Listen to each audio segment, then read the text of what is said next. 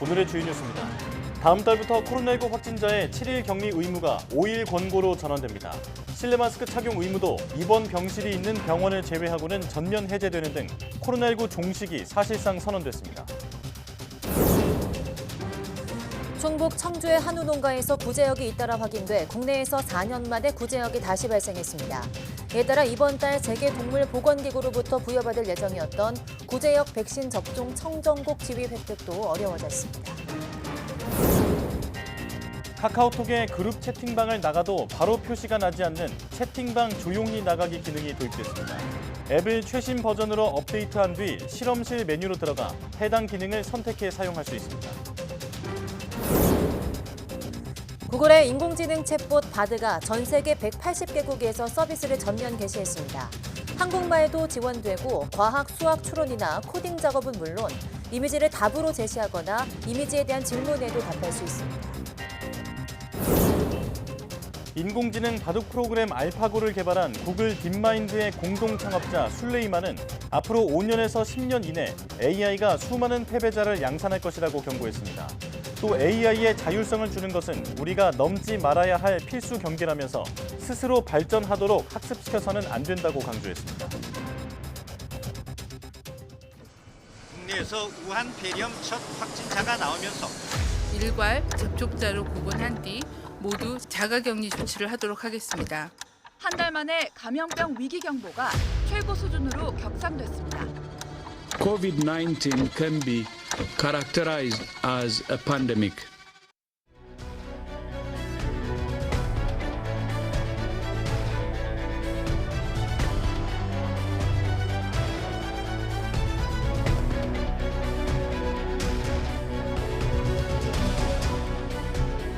전국에서 동시 접종이 시작돼 모두가 1호 접종자라고 2년여 만에 맞이한 일상 회복 첫날 밤. 시민들은 모처럼 만의 자유를 만끽했습니다. 국제적 공중보건 비상사태가 끝나게 됐습니다. 이제 마스크도 해제되고 좀 기쁜 마음으로 팬데믹을 극복할 수 있었습니다. 3년 4개월 만에 국민들께서 일상을 되찾으시게 돼서 기쁘게 생각합니다.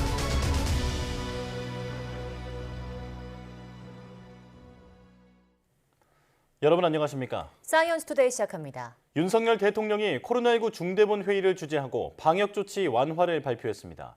윤 대통령은 용산 대통령실에서 9개월 만에 중대본 회의를 직접 주재하며 코로나19 위기 경보를 심각에서 경계로 조정하고 6월부터 본격 적용하기로 했다고 밝혔습니다. 또 확진자 7일 격리 의무를 5일 권고로 전환하고 입국 후 PCR 검사 권고를 해제하며 입원 병실에 있는 병원을 제외한 모든 장소에서의 실내 마스크 착용 의무를 해제한다고 알렸습니다. 또 코로나19 관련 검사나 치료비 지원은 경과 조치로 당분간 유지하기로 했습니다. 방역당국의 일상회복 로드맵 계획이 나오면서 길었던 코로나19 비상사태가 드디어 마침표를 찍게 됐습니다. 신천지 집단 감염부터 마스크 대란, 사적 모임 금지까지 그동안 전 국민이 함께 길고 긴 실현의 터널을 통과했는데요. 3년이 넘는 시간을 신지원 기자가 정리했습니다. 2020년 1월 20일 중국 우한에서 입국한 30대 외국인 여성이 국내 첫 코로나19 확진자로 판정됐습니다. 이후 하나둘씩 환자가 늘더니 한 달 만에 감염병 위기 경보가 최고 수준으로 격상됐습니다. 감염병 위기 경보를 경계에서 심각으로 상향 조정하기로 하였습니다. 대구 경북 지역에서 신천지 교인들을 중심으로 불거진 집단 감염이 발단이었습니다. 정말 면목이 없습니다. 사죄를 위해서 여러분들에게 엎드려 사죄를 하겠습니다. 이례적인 사과에도 감염병은 걷잡을 수 없이 번졌습니다. 전 세계적인 팬데믹 선언에 본격적인 거리 두기가 시작됐고 생애 한 번뿐인 돌잔치, 결혼식은 기약 없이 미뤄졌습니다. 결혼식장 음식 먹으러 오거나 이런 것도 먼저 다 취소를 한 상황이었고. 불안한 시민들은 마스크 한 장에 의지했지만 이마저도 전국적인 품귀 대란이 벌어졌습니다. 벌써 매진되고 없어요. 돈은 없어도 마스크가 집에 있으면은 부자라고 생각 들 정도로 마스크가 귀해요. 의료 체계가 한계에 이른 상황에도 자원봉사자와 의료진의 헌신은 빛났습니다. 힘들지만은 어떡합니까? 모두들 회복이 빨리 될 수 있도록 저희도 그런 마음가짐으로 응원하면서. 그러나 유흥가와 종교단체 등 밀집 지역에서 집단 감염이 되풀이되면서 2021년 여름 저녁 6시 이후 2명까지만 모일 수 있는 초강력 거리두기가 시행됩니다. 이후에도 코로나19는 알파와 델타, 오미크론까지 각종 변이로 이름을 바꾸며 이어졌습니다. 세계적인 비상사태가 해제되기까지 3년 3개월여. 이제는 진정한 일상 회복 선언으로 평범한 일상을 되찾게 됐습니다. YTN 신지원입니다. 코로나19 위기경보 단계가 다음 달부터 하향 조정되면서 비대면 진료도 한시 허용이 종료되고 시범사업으로 전환됩니다. 이민택 보건복지부 보건의료정책실장은 코로나19 중대본 브리핑에서 비대면 진료는 심각 단계가 해제되면 불법인 상태가 된다며 6월 1일부터 시범사업을 할 계획이라고 말했습니다. 이를 통해 국민들이 비대면 진료를 계속 이용할 수 있도록 하겠다며 대상 환자의 범위 등에 대해서는 전문가나 관계기관, 여야 협의 등을 거쳐 최종 결정하겠다고 설명했습니다. 의사가 전화나 화상으로 환자를 상담하고 약을 처방하는 비대면 진료는 감염병 위기 단계가 심각 이상일 때만 허용하게 한 관련법에 따라 지난 2020년 2월부터 허용됐습니다. 소변을 볼 때 어려움을 겪는 배뇨장애 환자가 5년 사이 30% 가까이 증가했습니다. 국민건강보험공단은 배뇨장애로 진료받은 사람이 2017년 57만 4천여 명에서 2021년 74만 6천여 명으로 29.8%, 17만 명 이상 증가했다고 밝혔습니다. 이에 따라 같은 기간 배뇨장애 건강보험 진료비도 1,563억 원에서 2,478억 원으로 58% 넘게 뛰었습니다. 성별로는 2021년 기준 여성 환자가 61%로 더 많았고 연령별로는 60대가 22.6%, 70대 21.8%, 80대 15.6%로 60대 이상이 60%를 차지했습니다. 전문가들은 노화에 따른 배뇨근 수축력이나 방광 용적 감소를 비롯해 당뇨와 같은 기저질환이나 배뇨장애를 일으킬 수 있는 일부 약물들이 복합적으로 작용한다며 규칙적인 생활과 충분한 휴식이 필요하고 적정 체중을 유지하는 것이 중요하다고 밝혔습니다. 국내 4년 만에 구제역이 발생하면서 청정국 지위 획득의 차질이 예상됩니다. 농림축산식품부 관계자는 이번 달 세계동물보건기구로부터 구제역 백신 접종 청정국 지위를 얻을 예정이었는데 충북 청주 한우농가의 구제역이 발생해 지위 획득이 어려워질 것으로 보인다고 밝혔습니다. 구제역 청정국 지위를 얻어서 올해 한우 수출량을 지난해의 5배 정도로 늘리겠다는 정부의 계획에도 수정이 불가피할 전망입니다. 구제역 청정국으로 인정받으려면 최소 2년 동안 구제역이 발생하지 않아야 합니다. 앞서 우리나라는 지난 2014년 5월 구제역 청정국 지위를 얻었지만 같은 해 7월 구제역이 발생하면서 2개월 만에 지위를 잃은 바 있습니다. 아직 어떤 이유인지 규명되지는 않았지만 꿀벌이 사라지면서 꽃가루 수정을 해야만 하는 멜론이나 딸기 등 농작물 재배 농가들의 어려움이 커지고 있는데요. 멜론 같은 경우는 꿀벌 대신 뒤형별을 이용한 꽃가루 수정도 가능하다고 합니다. 오점곤 기자입니다. 지난해 80톤가량의 화분 매개, 그러니까 꽃가루 수정 벌을 판매했던 전북 익산의 한 꿀벌 농가. 하지만 올해는 벌 판매는 물론 꿀 채집도 어려운 상황입니다. 좀 안 좋은 벌은 다시 키워서 아카시아 꿀 따려고 했는데 기후하고 진드기 피해로 거의 전멸했어요.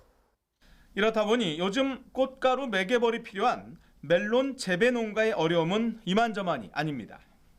꿀벌이 그때 작년보다도 2배나 비싸고 그래서 이제 구하기가 힘들어서 그래서 시작한 게 이른바 호박벌의 사촌격인 뒤형벌을 이용한 꽃가루 수정. 효과는 생각보다 괜찮았습니다. 꿀벌이 구하기가 힘들어서 어쩔 수 없이 뒤형벌로 해고 시험 겸해서 해봤더니 차이도 없고. 농진청 연구 결과에서도 마찬가지였는데 다만 너무 많지 않은, 그러니까 적정량의 벌통과 벌을 사용하는 것이 좋다는 거였습니다. 예를 들어 660제곱미터의 멜론 농장이면 벌통 2개에 150에서 200마리의 투영벌이면 충분하다는 겁니다. 벌들이 적어졌기 때문에 벌들을 좀 더 적은 수의 벌이라도 작물에 효과적으로 좀 쓸 수 있게 하는 방법을 개발을 해서 농가들한테 보급을 해서 명확한 이유도 모르고 곧 해결될 것 같지도 않은 꿀벌 실종 사태. 이렇게 대안을 찾거나 있는 벌이라도 효율적으로 활용하려는 노력이 절실한 시절입니다. YTN 오점곤입니다. 국립공원에서 산불이 더 자주 발생하고 있는 것으로 파악됐습니다. 국립공원공단은 2018년부터 5년 동안 산불 44건이 발생해 13.45헥타르, 축구장 19개 규모의 산림이 소실됐다고 밝혔습니다. 특히 연도별로 보면 산불은 2018년 4건에 그쳤지만 2019년 10건, 2020년 8건, 2021년 다시 4건이었다가 지난해 18건으로 크게 늘었습니다. 산불 발생 원인은 입산자 실화가 27건으로 61%를 차지했고 화재나 소각이 7건으로 뒤를 이었습니다. 공단은 지난해 국립공원 산불이 크게 늘어난 것과 관련해 사회적 거리두기 해제로 탐방객이 전년보다 8.1% 증가한 이유도 있겠지만 기후변화로 산불이 나기 쉬워졌기 때문이라고 보고 있습니다. 국립산림과학원에 따르면 기온이 1.5도 높아지면 산불 기상지수가 8.6% 상승하고 2도 오르면 상승폭이 13.5%로 커집니다.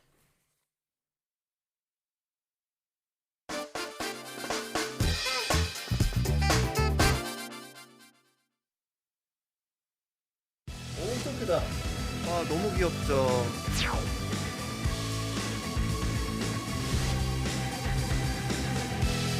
심쿵 포인트가 많은 바로 소동물을 보러 왔습니다. 빨리 가자. 지구에는 우리가 알고 있는 동물보다 알지 못하는 동물들이 더 많은데요. 우리가 직접 보기 어려운 이색 동물들을 직접 찾아가 만나보고 소개하는 유튜브 채널이 있습니다. 네, 오늘 저기 잠깐만요에서는 이색 동물을 전문으로 하는 유튜버 정브르님과 함께합니다. 안녕하세요. 네, 안녕하세요. 네, 나와주셔서 고맙습니다. 자, 아마 저희 사이언스 채널을 시청하시는 분들도 아마 정부리님을 많이 알고 있지 않을까 싶은데요. 자, 그래도 혹시 모르시는 분들을 위해서 먼저 자기소개 한번 부탁드릴게요. 네.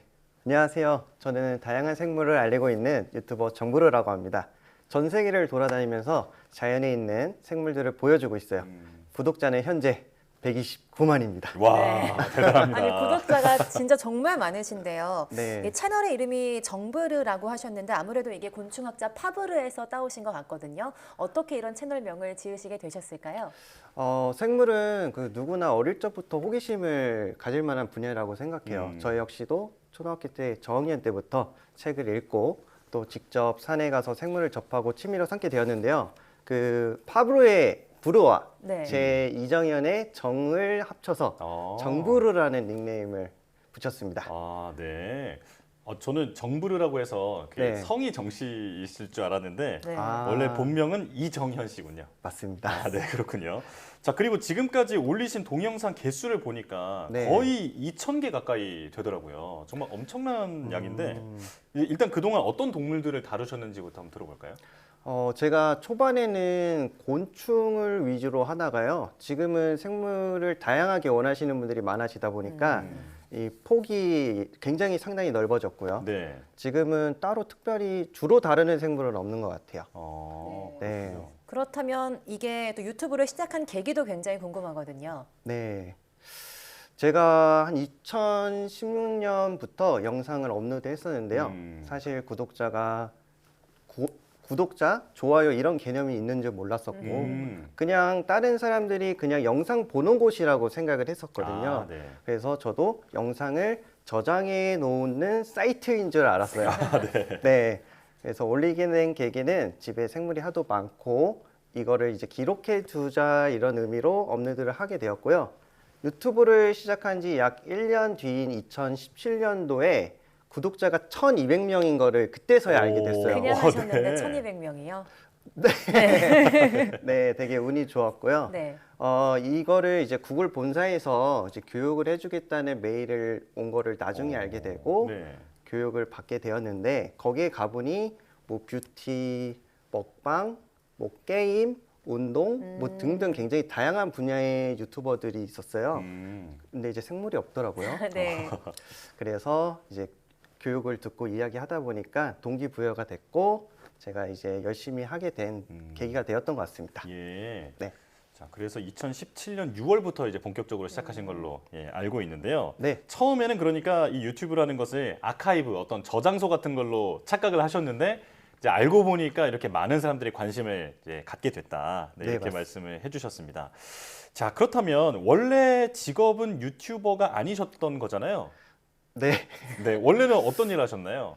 제가 처음에는 이제 곤충하몬이라는 작은 곤충 농장부터 시작을 하게 되었고요. 네. 이제 운영을 하면서 이제 유튜브를 같이 하게 되었습니다. 근데 이제 처음에 이제 유튜브를 사업으로 하지는 않았고요. 집에 그냥 곤충이 정말 많으니까 네, 같이 이제 병행하게 되었던 것 같습니다. 네. 곤충이 한 1000마리 있었다고 들었는데. 네, 진짜 집에 1000마리 정도 매년 이제 번식하고 사육하고 그랬었거든요. 아, 예. 네, 유튜브도 직업이 될 거라는 생각은 전혀 하지 못했었는데 유튜브를 하고 있었지만 3개월 정도에 이제 제 통장에 어디선가 돈이 들어오더라고요. 10만 원 정도씩. 아, 네네. 네, 그게 알고 보고 이제 출처를 알아보니까 유튜브 수익이었고 동장을 하면서 아, 유튜브도 돈이 되는구나, 수익이 될 수 있구나라는 생각을 해서 이제 더 인지하고 열심히 했던 것 같습니다. 그렇군요. 그럼 본격적으로 이제 떡잎부터 다르신 정부르님의 콘텐츠에 대해 이야기를 나눠보겠습니다. 네. 채널에 보면 굉장히 외국도 많이 다니시는 것 같더라고요. 뭐 아마존도 다녀오셨고 미국도 다녀오셨는데 네. 이번에는 신비한 섬, 저는 처음 들어보는데 술라웨시 섬에 다녀오셨다고요? 아, 네. 제가 이제 동물을 다양하게 소개시켜드리기 위해서 외국 촬영도 굉장히 많이 나가는데요. 제 개인적으로 손바닥보다 큰 하늘소라든지 뭐 다큐멘터리에서만 보는 뭐 아마존에 사는 뭐 사슴을 잡아먹는 아나콘다. 아, 예. 네, 또는 2000년도 초반에 노토북 선을 자르는 그런 사슴벌레 그런 친구들을 진짜 자연에 가서 보는 게 꿈이었거든요. 네. 네, 그래서 이런 생물들을 구독자분들에게 아주 생생하게 촬영해서 소개하고 싶어서 술라웨시 섬에 다녀왔습니다. 네, 제가 좋아했던 것들을 소개하는 게 제가 재미로도 하고 있는 이유기도 하고요. 네. 갑자기 궁금한 게 술라웨시가 어느 나라에 있는 섬인가요? 아, 인도네시아인데요. 네. 인도네시아에서 또 비행기 타고 또 들어가야 되는 섬입니다. 말 그대로 오지 중에 오지군요. 맞습니다. 아, 네. 고생 많으셨네요. 네. 네. 자, 방금 설명해 주신 것처럼 외국에도 이렇게 신기한 곤충, 동물들이 많지만 사실 네. 우리나라에도 좀 시청자분들이 잘 알지 못하는 그런 곤충들이 있을 것 같습니다. 네. 어떤가요?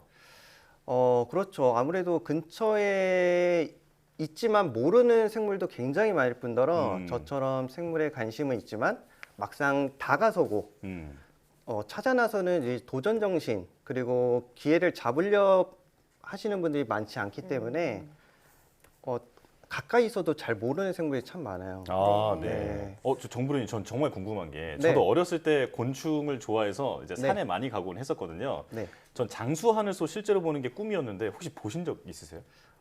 아니요. 장수하늘소는 아무래도 천연기념물인데 국내에서 막 10년에 한 마리 나올까 말까 할 정도로 희소해서 장수하늘소는 전 아직 못 봤습니다. 정부르님도 못 보실 정도면 정말 귀한 곤충이네요. 만약 보신다면 꼭 콘텐츠로 남겨주시면 좋겠어요. 네, 저희도 시청하겠습니다. 노력하겠습니다. 네. 오늘 스튜디오에 또 귀엽고 신기한 이색 동물들이 함께하고 있는데요. 반려 파충류로 추천해 주실 만한 도마뱀들이라고요? 아, 맞습니다. 네. 제가 오늘 준비해온 동물은 바로 두 가지인데요. 네. 그중에 우선 첫 번째로 보여드릴 친구는 바로 뉴칼레도니아에서만 서식하는 고유종입니다. 예. 제가 꺼내서 보여드릴까요? 네네네. 이 친구는 이름이 뭔가요? 이름은 크레스티드 게코라고 하고요. 네. 와, 저게 붙어 있으려고 하네요. 너무 예뻐요. 와, 정말 예쁘네요. 네. 네, 이제 부치료 도마뱀 과 중에 하나인데 네. 벽에 잘 붙고요. 사육 난이도가 굉장히 쉬운 도마뱀이에요. 네. 세상에서 존재하는 파충류 중에서 사육 난이도가 가장 이상적이지 않을까 싶을 정도로 특이한 친구입니다. 네. 생김새 귀엽지 않나요? 네. 정말 예뻐요. 혹시 수명은 얼마나 되나요? 대략적으로 10에서 30년으로 알고 있는데요. 네. 이제 사육 난이도는 굉장히 낮아서 보통 한 20년 산다고 보면 될 것 같습니다. 원래 도마뱀 하면 저는 조금 무섭지 않을까 했는데 여기서 보니까 굉장히 귀엽네요. 그러니까요. 네. 또 네. 털을 좀 날름거리기도 한번 하고 만져봐도 하는데. 될까요? 네. 이렇게 한번 만져봐도 되는 건가요? 얘가 어머. 얌전해가지고 네. 너무 귀엽네요. 네. 올라오는 거 아닌가요? 좋은가 봐요. 네. 와. 가까이서 보니까 매력이 엄청나네요. 그렇죠. 네. 또 다른 도마뱀도 함께 하셨다고요? 네. 이번에도 굉장히 인기가 많은 친구인데요. 어쩜 저렇게 얌전할까요? 자, 여기 있는 친구는 네, 지금 바닥에서 꺼내주신 오, 주황색이에요. 네, 색깔이 너무 예쁘네요. 아니, 애니메이션에서 많이 봤던 친구 같은데요? 그렇죠. 네. 이 친구는 이제 젤리 도마뱀이라고 불리기도 할 정도로 네. 색깔이 되게 젤리젤리한데요. 아, 진짜 젤리 색깔 같네요. 네, 정식 명칭은 레오파드 게코라고 합니다. 와. 네, 한국명으로는 자꾸 표범 어디를 도마뱀 가려고 부치라고 하는데요? 또 하는데 네. 이 친구는 뭐 아프가니스탄, 인도 뭐 이런 곳에 서식하는 친구고요. 네. 땅 속에 사는 친구들이에요. 네. 돌틈 사이 땅 속에 사는 이 친구들. 친구들은 뭐를 먹고 자라나요? 자연 속에서는 뭐 파충류도 먹고 네. 작은 곤충들을 사냥해서 먹는데요. 인공적으로 사육할 때는 식용곤충을 먹이면서 사육을 해요. 밀웜이라든지 이런. 맞습니다. 네, 네. 귀뚜라미도 먹이고요. 아, 그렇군요. 네. 이 친구들이 혹시 다 자란 사이즈인가요? 네, 지금 두 가지 보셨잖아요. 네네. 이게 다 큰 사이즈예요. 아, 그렇군요. 네. 이 정도 크기라면 크게 부담 없이 또 기르기도 쉽다고 하셨으니까 네. 많은 분들이 관심을 가질 것 같아요. 네. 맞습니다. 정말 가까이서 보니까 너무 매력적이고 신기한데요. 자, 이제 질문을 좀 더 이어가도록 하겠습니다. 네. 자, 사실 정부르님도 처음부터 이렇게 곤충이나 동물에 대해서 잘 알진 못하셨을 것 같은데 이 공부를 어떻게 이렇게 하고 계신 건지 그것도 궁금해요. 아, 저는 많은 분들이 전문가로 알고 계신데 네. 저는 전문가는 아니고요. 그 생물에 관심 있는 학생이었을 뿐입니다. 근데 전문 분야라고 하기에는 애매하지만 곤충을 제일 좋아했고요. 지금도 곤충을 제일 좋아합니다. 네. 근데 전문적으로 교육기관에서 배우지는 않았는데 저는 실전 경험과 사육 경험에서 나오는 노하우를 이제 많은 분들에게 알리려고 익히고 모으고 있습니다. 근데 검색도 많이 하고요. 네. 네, 하지만 저희 같은 사람들은 또 정부르님을 보고 배운다는 걸 또 알아두셨으면 좋겠습니다. 맞아요. 네, 열심히 하겠습니다. 네. 최근 또 지구 온난화가 계속되면서 우리나라에 외래종이 굉장히 많이 들어오고 있는데요. 또 정부르님은 자연과 많이 친숙하게 또 활동하고 계시니까 이런 외래종에 대한 생각도 좀 있으실 것 같아요. 네. 사실 외래종 유입은 저희가 원하든지 원하지 않든 전 세계로 뻗어 있는 이제 무역을 하다 보면 유입과 반출이 자연스럽게 이루어지는 것 같아요. 네. 그렇다 보니까 이를 방지하기 위해서 검역을 더 강화해야겠지만 지구 온난화라는 거는 지금 당시에는 막기에는 좀 어렵잖아요. 그렇죠. 네. 그래서 그렇지만 그래도 노력을 많이 해야 되고 겨울에 애초부터 적응할 생물들이 생각보다 많아서 그런 생물들을 좀 더 유의해야 되고요. 생태계 교란종 퇴치를 하는 데 있어서 개체 수를 줄이자라는 목소리만큼 생태계 교란종에 대한 교육과 사육에 죄송해요. 생태계 교란종에 대한 교육과 사육하는 생물에 대한 무단 유기에 대한 인식 개선이 제일 중요하다고 생각합니다. 네. 그래서 한국에 정말 다양한 생태계 교란종들이 있거든요. 뭐 개구리부터 물고기, 거북이, 심지어 식물들도 굉장히 많거든요. 네, 그런 것들을 주의해야 됩니다. 네. 정부르님께서 최근에 올리신 콘텐츠 중에 네. 그 유기되어 있던 그 악어 거북이였나요? 늑대 거북이요. 네. 늑대 거북이요. 네. 그 거북을 보면서 정말 충격을 받았거든요. 네. 꽤 심각한 상황이구나 이런 걸 좀 실감할 수 있었습니다. 자, 이제 마지막 질문이 될 것 같은데 네. 정부르님의 앞으로의 꿈과 목표를 좀 들려주시죠. 제 꿈은 제가 다녀온 해외 채집 탐사에 대한 약간 관광 같은 걸 한번 만들어 보고 싶은 게 제 꿈인데요. 정부르 코스 이렇게 가는 거예요. 네. 네, 제가 직접 다녀와 보니까 이거 나 혼자 해서는 너무 아까운데 그래서 많은 분들에게 알리고 싶고요. 근데 이게 관건이 아무래도 안전이라고 생각이 들어요. 네. 그래서 안전을 최대한 고려해서 그거를 컨트롤해서 제가 보여드렸던 생물들을 영상에서 봤던 생물들을 많은 분들이 진짜 자연에 가서 다 함께 볼 수 있는 그런 날이 오기를 바라고 있습니다. 네, 자 이제 마칠 시간인데요. 저는 정부르 콘텐츠를 보면서 자연에 대한 어떤 경외심이 느껴지더라고요. 네, 이게 우리 지구는 인간뿐 아니라 수많은 생명이 함께 살아가는 그런 공동 공간이라는 걸 새삼 깨닫게 됐는데 앞으로도 어디서도 볼 수 없는 이런 유익한 콘텐츠 많이 만들어 주시기를 부탁드리겠습니다. 자, 저기 잠깐만요. 유튜버 정부르님과 함께했습니다. 고맙습니다. 감사합니다.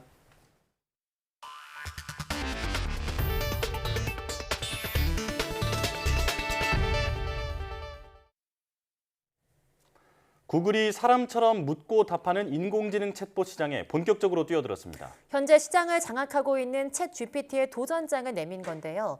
영어뿐 아니라 우리말 지원도 가능합니다. 류재복 기자입니다.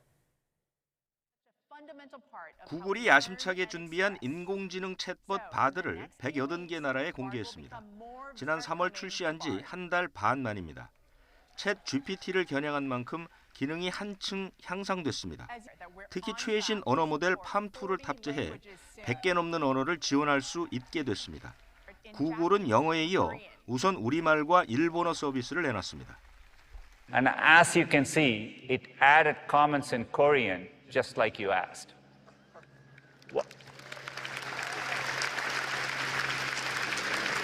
렌즈를 장착해 질문과 답변 과정에 시각적 요소가 추가된 점도 특징입니다. 강아지 사진을 보여주면 이를 분석해서 도움말을 생성합니다. 챗 GPT는 2021년까지의 자료만 분석할 수 있었는데 바드는 실시간으로 학습해 답변할 수 있습니다. 자료 부족 때문에 생기는 오류를 줄일 수 있게 된 것입니다. We are taking the next step. With a bold and responsible approach, we are reimagining all our core products, including search. 구글은 대규모 언어 모델은 아직 초기 단계라며 한계를 인정했습니다. 바드가 결합된 검색 엔진은 이용자 등록이 시작됐으며 몇 주 안에 시범 운영에 들어갈 계획입니다. YTN 유재복입니다. 인공지능 AI 바둑 프로그램 알파고를 개발해 잘 알려진 구글 딥마인드의 공동 작업자가 AI의 미래와 관련해 수많은 패배자를 양산할 것이라고 경고했습니다. 영국 더 타임스 등에 따르면 AI 분야 선구자 중 하나인 무스타파 술레이만 인플렉션 AI 최고 경영자는 미국 샌프란시스코에서 열린 싱가포르 투자청 주최 행사에서 이같이 주장했습니다. 술레이만은 AI 발전은 화이트 칼라 노동자들을 위협할 것이며 향후 5년에서 10년 내에 심각한 수준의 패배자들을 낳을 것이라고 전망했습니다. 술레이만은 AI의 자율성을 주는 것은 우리가 넘지 말아야 할 필수적인 경계라면서 스스로 발전하게 학습시켜서는 안 된다고 주장했습니다. AI의 위험성에 대해 여러 국가의 보건 전문가들도 우려를 표명하며 개발 중단을 촉구했습니다. 영국 일간 가디언에 따르면 영국, 미국, 호주, 코스타리카, 말레이시아 출신 의사들과 공중보건 전문가들은 최근 의학저널 BMJ 글로벌 헬스에 쓴 글에서 AI가 수백만 명의 건강을 해치고 인류의 존립을 위협할 수 있다고 경고했습니다. 이들은 AI의 오진으로 환자 치료에 악영향을 줄 수 있을 뿐 아니라 AI 기반 시스템이 노동자들을 대체하면 대규모 실업에 따른 정신건강 문제가 발생할 것이라고 우려했습니다. 또 AI 정보 시스템이 급격한 발전으로 현실을 왜곡하거나 잘못 표현하면 공중보건에 영향을 주면서 사회의 분열, 갈등을 부추기고 믿음을 파괴해 민주주의를 훼손할 수 있다고 경고했습니다. 이들은 이에 따라 AI의 해악을 피하는 데 효과적인 규제를 마련할 때까지 스스로 진화를 하는 AI의 개발을 중단해야 한다고 주장했습니다. 카카오톡의 그룹 채팅방을 나가도 바로 표시가 나지 않는 기능이 도입됩니다. 카카오는 채팅방 조용히 나가기 기능을 추가하는 업데이트를 진행한다고 밝혔습니다. 해당 기능을 선택하면 그룹 채팅방을 나가도 누구누구님이 나갔습니다라는 문구가 다른 참여자들에게 표시되지 않습니다. 카카오는 나갈 타이밍을 놓친 그룹 채팅방에서 올라오는 메시지와 알림으로 불편을 겪는 이용자들의 스트레스가 줄어들 것으로 기대된다고 설명했습니다. 이용자는 최신 버전으로 업데이트한 뒤 카카오톡 실험실에서 해당 기능을 선택할 수 있습니다. 카카오는 이번 업데이트를 시작으로 올해 안에 이용자 스트레스를 줄이기 위한 기능들을 추가할 계획입니다. 우리 손으로 만든 초음속 전투기 KF-21 개발이 순조롭게 진행되고 있습니다. 이미 공대공 미사일 무장 분리 시험에 성공한 KF-21은 하반기 공중급유 시험 등 남은 절차를 차근차근 밟아 나갈 계획입니다. 임성재 기자입니다. 지난 3월 사거리 100km 이상 밖 표적을 명중할 수 있는 중거리 공대공 미사일 분리 시험에 성공한 KF-21 보람의 시제기. 지난달에는 마하 3 속도로 적기를 격추하는 단거리 공대공 미사일 분리 시험도 무리 없이 진행했습니다. 제작사인 한국항공우주산업 카이는 무장분리 시험 당시 쓰인 두 가지 미사일을 KF-21에 탑재하는 모습을 공개했습니다. 동체와 날개 등의 무기를 장착하는 이른바 하드포인트는 모두 10곳. 장기적으로 출격 임무에 따라 공대공 미사일뿐 아니라 공대지 폭탄 등 다양한 무기를 탑재한다는 구상입니다. 국산 KF-21 보람의 네 번째 시제기입니다. 이 동체 아래에는 지난 3월 분리 시험에 성공한 중거리 공대공 미사일 4발이 탑재되어 있습니다. 다음 주에는 5번째 시제기가 첫 비행에 나서고 6번째 시제기도 차례로 모습을 드러내 시험 비행에 투입될 예정입니다. 저고도 고고도, 저속 초음속 등 모든 비행 영역에서 무장 안정과 성능 검증을 이어가며 작전 반경 극대화를 위한 공중급유 시험도 올해 하반기를 목표로 추진되고 있습니다. 영역 확장을 위한 시험 비행이 진행되고 있고 A사 레이더에 대한 성능 검증 비행이 또 추가적으로 진행되고 있으며 최종적으로 저희의 목표인 이제 유도 발사가 있는데 유도 발사는 25년 후반기에 예정이 되어 있습니다. KF-21 전투기는 올해 안으로 양산 계획을 승인받은 뒤 내년부터 본격적인 양산에 돌입합니다. 향후 개발 단계에서는 기존 공대공 미사일에 더해 공대지 미사일도 탑재한다는 계획입니다. KF-21의 개발이 순조롭게 진행되는 가운데 폴란드 국영 방산업체 피제트는 사업 공동 개발국 참여 의사를 밝힌 것으로 알려졌습니다. YTN 임성재입니다. 미국 기업이 반도체와 인공지능 등 첨단 기술 분야에서 중국에 투자할 경우 정부 승인을 받도록 하는 법안이 미 하원에서 발의됐습니다. 빌 패스크렐 의원 등은 보도자료를 통해 미국의 핵심 공급망이 중국과 러시아 등 적대국으로 이전되는 것을 막기 위한 국가 핵심 역량 보호법을 재발의했다고 밝혔습니다. 법안은 대통령실 주도로 상무부, 재무부, 국토안보부 등 범정부 부처가 참여하는 국가 핵심 역량 위원회를 구성해 해외 투자에 대한 심사 절차를 거치도록 하고 있습니다. 미국 기업이나 개인이 중국, 러시아, 이란, 북한 등 우려국의 핵심 산업에 투자할 경우 90일 전에 위원회에 보고하고 위원회는 국가 안보에 위협이 된다고 판단하면 대통령에게 투자를 막거나 위협을 완화할 조치를 권고할 수 있습니다. 드라마 이상한 변호사 우영우가 오는 11월 20일 미국 뉴욕에서 열리는 제51회 국제 에미상 시상식에 출품돼 지난해 연모에 이어 두 번째 수상에 도전합니다. 케이블 채널 ENA에서 방영된 우영우는 국내에서 큰 인기를 끌었고 넷플릭스를 통해 전 세계에 서비스되면서 비영어권 드라마 부문에서 7주 연속으로 시청시간 1위를 차지하기도 했습니다. 국제 에미상은 해외 우수 프로그램을 미국 시청자들에게 소개하기 위해 1973년 설립된 국제 TV 프로그램 시상식으로 방송계의 아카데미상으로 불리는 프라임타임 에미상과는 구분됩니다.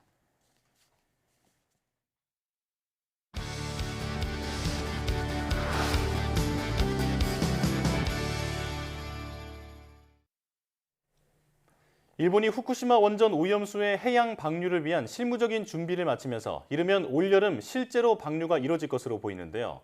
일본 정부의 말대로 후쿠시마 원전 오염수는 정말로 안전한 건지, 해양 생태계는 물론 수산물에는 영향이 없을지 불안한 것도 사실입니다. 오늘 과학의 달인에서는 한국원자력안전기술원 김성일 책임연구원 모시고 후쿠시마 오염수 해양 방류와 관련된 안전성 검증은 어떻게 이루어지고 있는지 이야기 나눠보겠습니다.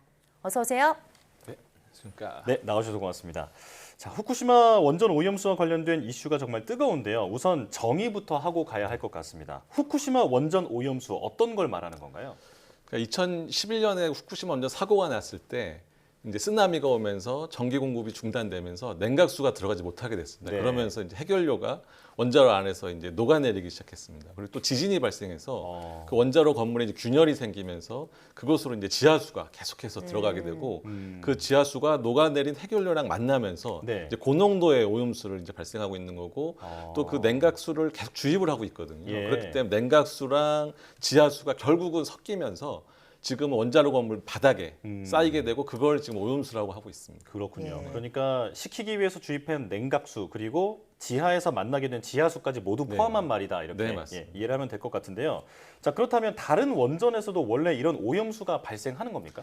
네, 일단 그러니까 후쿠시마 원전은 고농도 오염수가 이제 핵연료 녹아내리면서 거기 원자로 받치고 있는 구멍이 생기면서 이제 생기는 반면 일반 정상적인 원전에서도 사실은 액체 방사성 폐기물이라고 해가지고 예. 운영 중에 정상 운영 중에 뭐 기기 배수나 아니면 개통의 누설수, 뭐 세탁팩 이런 것들이 발생을 하긴 합니다. 할 수가 있습니다. 그래서 네. 발생이 되면 배출 기준 정화시켜서 배출 기준 만족해서 해양으로 방출하고 있습니다. 그래서 사실은 정상적인 원전에서도 저희가 액체 방사성 폐기물이라고 해서 오염수가 네. 발생하긴 합니다. 하지만 이거는 이제 전력 생산이라는 그런 목적이 있고 그거의 일부분에서 이제 발생하는 거기 때문에 국제적으로는 정상적인 원전에서 배출하는 거는 정당한 행위로 이제 인정되고 있는 것과는 좀 후쿠시마 원전에서 사고 난 거를 배출하는 거에는 약간 성격이 좀 다르다고 할 수 있겠습니다. 그렇군요. 네. 그런데 지금 연구원님도 그러시고 우리나라에서는 오염수라고 부르지만 일본 네네. 뭐 도쿄전력이나 일본 정부는 이게 처리수라고 부르고 네네. 있습니다. 이런 부르는 근거가 있을까요? 그러니까 일본의 이제 계획은 그 삼중수소라는 핵종 외에 다른 핵종에 대해서는 그러니까 알프스라고 하는 다핵종 제거 설비가 있습니다. 네. 그걸로 배출 기준 이내로 정화를 해서 이제 배출하겠다는 계획입니다. 그래서 배출 기준 이내로 정화가 될 때까지 정화가 되면 그거는 이제 오염수가 아니라 알프스 처리수다. 이렇게 이제 일본은 그렇게 얘기를 하고 있는 거고요. 네. 근데 참고로 좀 알프스에 대해서 간단하게만 제가 말씀을 드리면 그 알프스라는 거는 이제 전처리 설비가 있는데 전처리 설비에서는 아주 미세한 필터가 있어서 슬러지나 입자 등을 제거를 하고요. 그 이후에는 이제 흡착탁이 있습니다. 네. 흡착제 다양한 흡착제 종류를 연결을 시켜가지고 뭐 62개 핵종 같은 것들을 이제 배출 기준 이내로 정화시키는 게 이제 목표를 하고 있고요. 정수기 같은 거네요. 네, 맞습니다. 네. 일반적으로 원전에서도 이온 교환 수지라고 해서 그런 유사한 형태가 있고요. 그런데 이제 알프스로도 정화가 처리가 안 되는 게 삼중수소가 있는데 네. 삼중수소는 일반적인 물과 화학적 성질이 같습니다. 그래서 제거가 되지 않기 때문에 일본은 그 본인들의 배출 기준의 한 40분의 1로 희석을 해서 해양으로 방출하고 하겠다. 네. 이렇게 이제 계획을 세우고 있습니다. 네. 그러니까 알프스로 제거되지 않는 삼중수소를 바닷물로 희석을 해서 배출을 하겠다 뭐 이런 네네. 계획인 것 같은데요. 이렇게 희석해서 방류를 한다면 네. 안전에는 문제가 없을까요?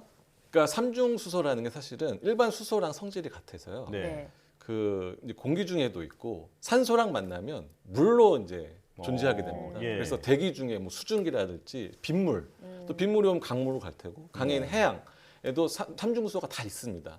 그래서 삼중수소 특성이 생물체나 어디 들어갔을 때 축적이나 농축이 되지는 않습니다. 그리고 삼중수소는 베타라는 이제 어떤 방사선 핵종을 내는데 그거는 이제 외부에서 들어올 때 효과가 없기 때문에 저희가 외부 피폭은 이제 신경 안 써도 되는데 내부로 들어왔을 때 네. 이제 그때 조금 이제 문제가 됩니다. 그래서 그런 삼중수소는 내부로 들어왔을 때 그 인체에서 미치는 영향이 삼중수소가 에너지가 좀 낮습니다. 낮고 저희 이제 몸에 들어오면 신진대사를 통해서 배출이 됩니다. 네. 그래서 다른 핵종에 대해서 좀 일찍 배출이 되기 때문에 동일한 양의 삼중수소랑 다른 방사성 물질이 들어왔을 때 뭐 예를 들면 세슘 같은 게 들어왔을 때보다는 삼중수소는 인체 영향은 조금 낮긴 합니다. 그래서 이제 이걸 배출 기준으로 희석을 해서 해양으로 방출하게 되면 해양에선 더 이제 희석이 되지 않겠어요. 바다에 물이 많기 때문에. 그렇기 때문에 인체에 미친 영향은 좀 배출 기준 이내면은 낮을 거라고 예상은 되는데 하지만 이제 일본이 배출 기준 이내로 만족하는지 또 충분히 희석하는지 이런 것들을 사실은 이제 집중적으로 검토를 하고 있는 중이라고 말씀드릴 수 있겠습니다. 그렇군요. 그러니까 지금 이슈가 되고 있는 이 삼중수소라는 것은 사실은 다른 핵종에 비해서는 위험성은 조금 떨어지지만 그렇다면 다른 핵종이 제대로 제거되느냐가 관건이라고 볼 수 있는 맞습니다. 거잖아요. 네. 자, 일본의 알프스 처리에 대해서는 지금 우리도 검증에 나서고 있나요? 네, 맞습니다. 저희 한국원자안전기술원은 IAEA 확증 모니터링이라고 해가지고요. 실제로 일본이 알프스를 통해 처리한 시료를 IAEA를 통해서 저희가 받아서 네. 직접 분석을 하고 있습니다. 아, 네. 그래서 그 분석 결과를 보면은 이제 일본의 데이터를 신뢰할 수 있는지 또는 알프스 성능이 충분히 나오고 있는지 네. 이런 것들을 확인할 것으로 예상이 되고요. 사실 일본의 알프스를 돌리긴 했지만 이제 운영 초기에는 고장도 좀 있었고 흡착제 성능도 좀 떨어진 게 있어서 예. 현재는 전체 탱크의 한 70%는 아직 기준을 못 만족시키고 있다고 이제 알고 있습니다. 그래서 그건 네. 다시 재정화를 해서 배출하겠다라고 하고 있고요. 그래서 저희는 여러 가지 이번 IAEA 확증 모니터링이랄지 일본이 공개하고 있는 뭐 네. 알프스의 입출구 농도라든지 이런 것들을 저희가 이제 집중적으로 검토를 하고 있습니다. 아, 네. 네, 후쿠시마 오염수 방류 시기도 궁금한데요. 이게 어떻게 결정이 될까요? 그러니까 현재는 일본이 도쿄전력이 이제 방출 설비를 공사를 진행하고 있고요.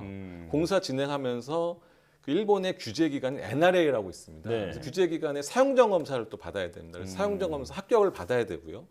최종적으로는 일본은 지금 IAEA에서도 검증을 하고 있기 때문에 네. IAEA 검증팀이 최종적으로 종합 보고서를 공개할 텐데 그 종합 보고서가 공개되고 거기서 이제 문제가 없다고 확인이 되면 그 이후에 아마 방출할 것으로 현재는 예상이 되고 있습니다. 아, 그렇다면 방출의 어떤 신호가 되는 게 바로 IAEA의 검증 결과라고 볼 수 있을 텐데 이 검증은 정말 확실하게 진행이 되고 있습니까? 네, 그래서 IAEA는 그 일본 오염수 처분 계획 안정성 검증을 위해서 미국이나 뭐 중국, 영국, 프랑스 등 국제 전문가 11명이 이제 TF를 구성하고 있고 2021년 7월부터 운영 중에 있습니다. 예. 여기에는 저희 국내 전문가도 참여하고 있고요.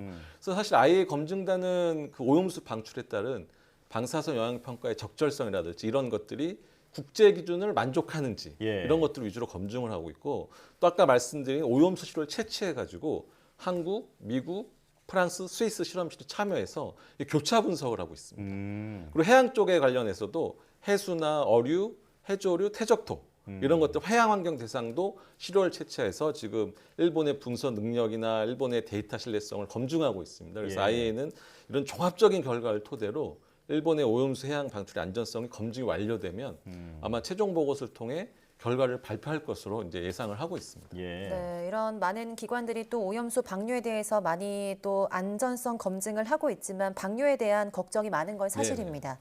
그 오염수 해양 방류로 인해서 후쿠시마 앞바다 또 나아가서 뭐 태평양 해양 생태계에 영향을 미칠지 걱정이 큰 상황인데요.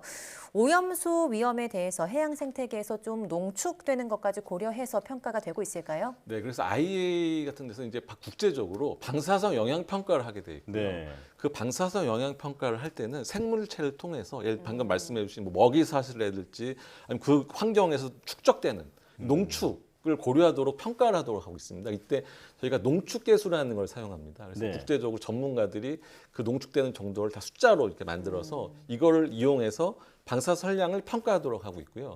여기서 말하는 이제 농축계수가 중요한데 농축계수라는 거는 해수의 방사선 농도가 있으면 이거 대비 그곳에서 서식하는 뭐 물고기라든지 그런 생물체 내에 존재하는 그 방사능의 비율을 말합니다. 그래서 네. 이걸 가지고 아마 일본도 방사능 영향 평가를 한 것으로 알고 있고 그래서 저희는 일본이 사용한 농축계수라든지 또는 방사선 영향 평가 이런 게 적절한지 현재 그런 것들을 지금 검토를 하고 있다고 말씀드릴 수 있겠습니다. 네. 자, 하지만 이런 농축계수도 말씀해 주셨지만 방사능의 영향이라는 게 워낙 오랜 시간에 걸쳐서도 나타날 수 있다 보니까 불안감이 해소가 되지 않고 있는데 자, 그렇다면 근본적인 그 궁금증이 생깁니다. 지금 일본은 이런 오염수를 저장했다가 이제 탱크가 없으니 내보내겠다라고 말을 하고 있는 건데 해양 방류 말고는 다른 방법은 없는 건가요? 그러니까 사실 이건 이제 일본 주장에 따른 건데 일본 주장에 따르면 이제 사고가 났고 그걸 이제 후쿠시마 원전을 이제 폐로라고 합니다. 해체하는 거를 이제 목표로 하고 있는데 그런 폐로를 하려면 안에 있는 뭐 해결료도 빼내야 되고 또 그 안에 녹아 있는 해결료도 제거해서 어딘가 둬야 되고 그러려면 이제 부지 내에 뭐 폐기물 처리 건물도 필요하고 또 폐기물을 저장하는 보관 시설 이런 것들을 건설해야 합니다. 그리고 또 부지 내에 그렇기 때문에 계속해서 탱크를 이제 증설하기 어렵다는 거고요. 실제로 탱크를 계속 유지하는 것도 갖고 있으면 뭐 지진이라든지 노후화가 되면 또 사실 누설의 위험이 있기 때문에 현실적으로는 그 기준 이내로 만족해서 해양을 방출하겠다는 게 이제 일본의 입장이고요. 이와 관련해서 사실 IAEA에서도 이거를 일본의 계획을 검토한 적이 있습니다. 그래서 IAEA 검토 결과로는 지금 일본의 해양 방출이나 이런 계획들이 기술적으로는 실현 가능하고 현재 국제 관행하고 일치한다. 근데 그때 이제 일본에서 여러 가지 또 다른 처분 방식도 고려를 했었는데요. 그때 했던 뭐 예를 들면 수소 방출이나 뭐 지층 주입 또는 이제 매립시키는 이런 것들도 이제 했었는데 IAEA에서는 이런 것들은 실제로 개발이 더 많이 필요하고 또 실제 이제 기술이 입증이 되더라도 현재 타임라인에는 좀 맞지 않는다. 이런 식으로 이제 평가한 적이 있습니다. 그렇군요. 네, 만약 일본의 계획대로 방류가 결정되면 해양에는 좀 큰 영향이 있지 않을까 싶은데요. 일부 보도에서는 후쿠시마에서 방류한 오염수가 우리나라에 5년 안에 온다는 연구가 있는데요. 오염수는 바다에서 어떤 방식으로 확산이 될까요? 네, 그래서 사실 이거 관련해서 연구를 해양과학기술원하고 한국원자력연구원에서 공동으로 이제 논문을 발표한 게 있었습니다. 그래서 후쿠시마 앞바다에서 오염수가 방출되면 일단은 북태평양 전체로 해류에 따라서 확산이 됩니다. 그리고 이제 국내 유입은 한 4, 5년 정도 지나면 유입이 되기 시작되고 최고로는 이제 10년 후에 좀 수렴되는 값이 있는데 그 값이 뭐 0.001 베큐렐/메타 세제곱이라는 그런 수치가 이제 우리나라에 들어오게 된다고 합니다.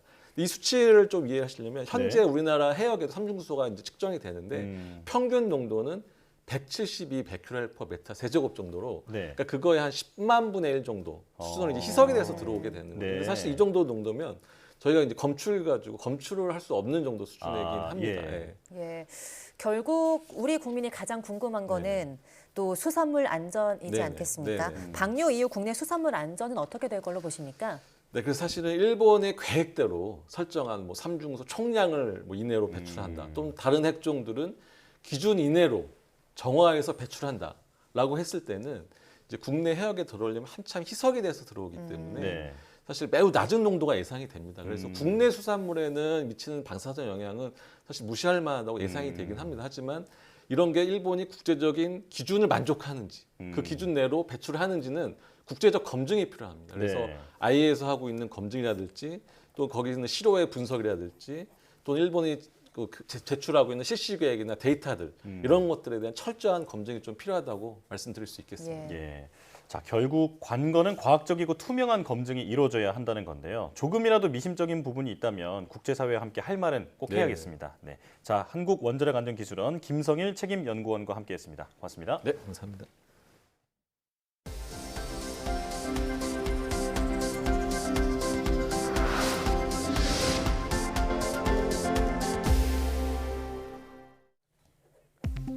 비타민 D 보충제를 꾸준히 복용하면 암으로 인한 사망률이 낮아진다는 연구 결과가 나왔습니다.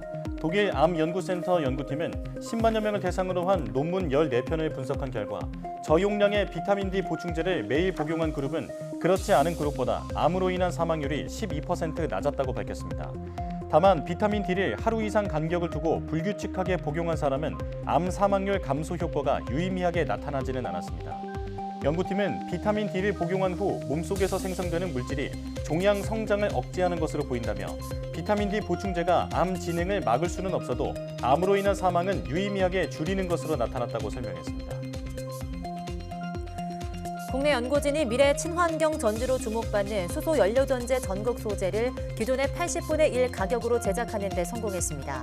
카이스트 조은혜 교수 연구팀은 수소 연료전지 전극이 귀금속인 백금으로 만들어져 가격이 비싸다는 단점이 있었다며 저렴한 전극 소재인 니켈에 산화 몰리브데넘을 도입해 고성능 전극 소재를 제작했다고 밝혔습니다.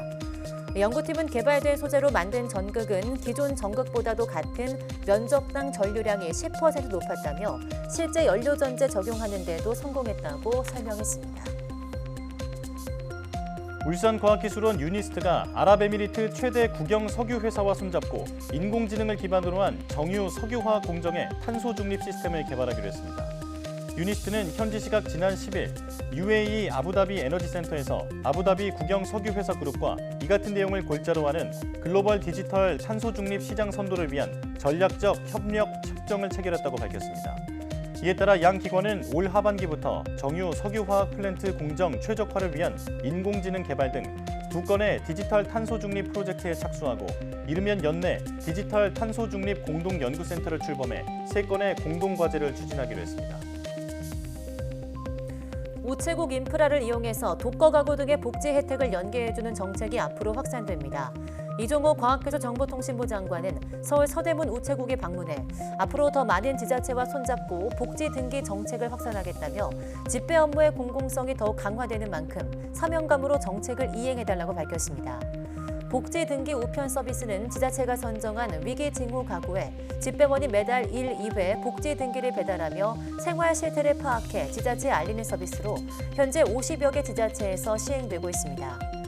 지자체는 집배원이 알린 정보를 토대로 위기 의심 가정을 발굴해 기초생활수급자나 긴급 생계비 신청 등 복지 혜택과 연계하고 있습니다.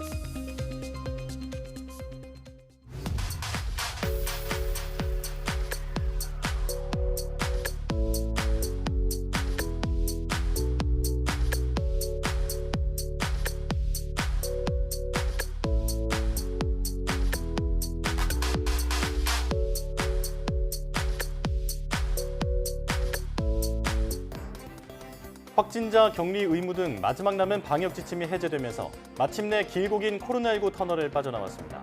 지난 3년여간의 코로나19 팬데믹은 우리 일상을 송두리째 빼앗았지만 사회 전반을 돌아보게 하는 교훈도 많이 남겼죠.